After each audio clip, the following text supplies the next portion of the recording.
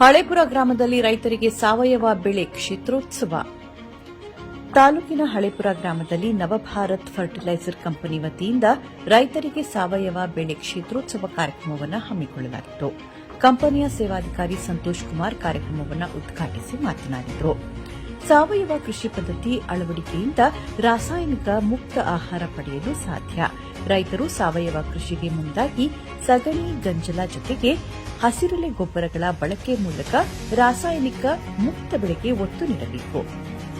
ಹಾಗೆಯೇ ನಮ್ಮ ನವಭಾರತ್ ಫರ್ಟಿಲೈಸರ್ ಕಂಪನಿಯು ಪರಿಚಯಿಸುವ ಉತ್ಪನ್ನಗಳನ್ನು ಬಳಸಿಕೊಳ್ಳುವ ಬಗ್ಗೆ ಮಾಹಿತಿ ನೀಡಿತು.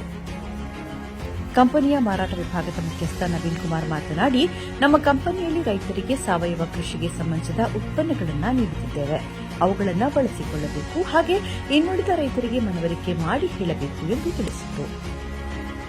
ಕಾರ್ಯಕ್ರಮದಲ್ಲಿ ಚಾಮರಾಜನಗರ ಜಿಲ್ಲೆಯ ಮಾರಾಟ ಅಧಿಕಾರಿ ಪುರುಷೋತ್ತಮ್, ಸೇವಾ ವಿಭಾಗೀಯ ಅಧಿಕಾರಿ ಗಿರೀಶ್ ಸಾಗಡೆ, ರೈತರಾದ ಕಾಂತರಾಜು, ಬಸವರಾಜಪ್ಪ, ಪ್ರಭುಸ್ವಾಮಿ, ಸಾಹುಕಾರ್ ಮಹೇಶ್, ವಸಂತ್ ಪ್ರಕಾಶ್, ಮಂಜು, ಮಹದೇವಪ್ಪ ಸೇರಿದಂತೆ ಹಲವು ರೈತರು ಹಾಜರಿದ್ದರು.